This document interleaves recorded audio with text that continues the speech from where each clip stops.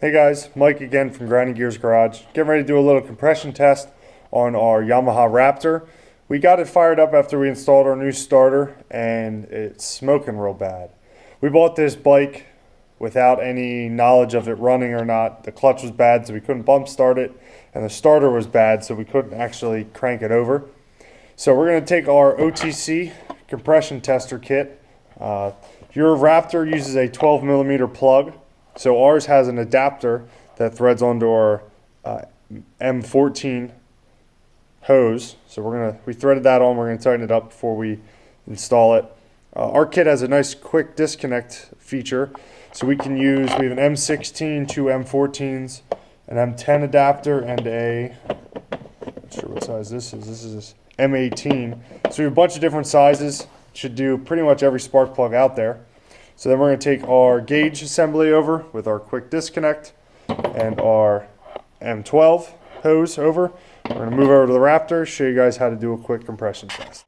Alright, now that we're over here at the Raptor, first things first, you're going to take your plug wire, unplug it off your spark plug, move it off to the side.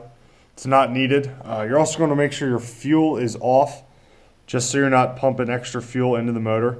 Then you're going to use a 3/4, is what we used at least, to remove our spark plug. It's going to vary by make and brand. Ours is an NGK spark plug. So we're going to take that out, set it off to the side. At this point you can also check your jetting, see if your spark plug is the correct caramel color that it should be, or if it's super rich or super lean. So we're going to take our M12 here, hose, thread it right into the head where our spark plug was. Now when I was talking about the kit earlier, you'll notice there's an O-ring on the hose. You want to make sure it's nice and tight so you get a good seat of the adapter to the head. So we're nice and tight there. We're going to take our gauge and attach it to our quick disconnect.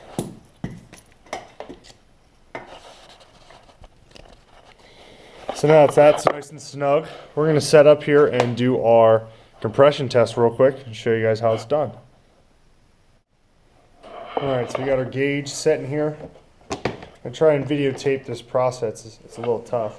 So first things first, you're going to require 2 hands to do this. When you're doing a compression test, you want to give the motor as much air as possible, so you're going to have to hold your throttle open. One way we've done it on some of our 2-strokes is actually remove the carb completely, so you just have pretty much straight air into the reed cage.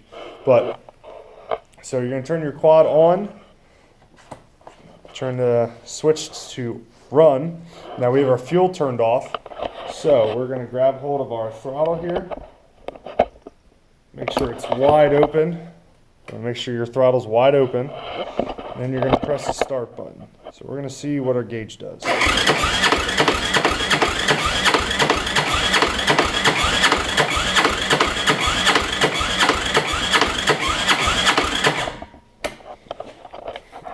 So what we've read online is you want your Raptor to have around 181 PSI is the top of the line. Looks like we're at 160. So it's not terrible. The minimum is 140.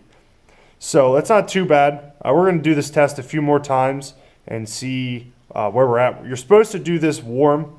Obviously, since it was smoking, we didn't want to warm the engine up and have issues. So we may actually be valve seals. Which is nice, but we do it cold. It's a lot easier, obviously, because if you're having issues, it's tough to warm an engine up. So we're actually going to put our spark plug back in and fire our Raptor up and see if the smoke clears up once it's warm.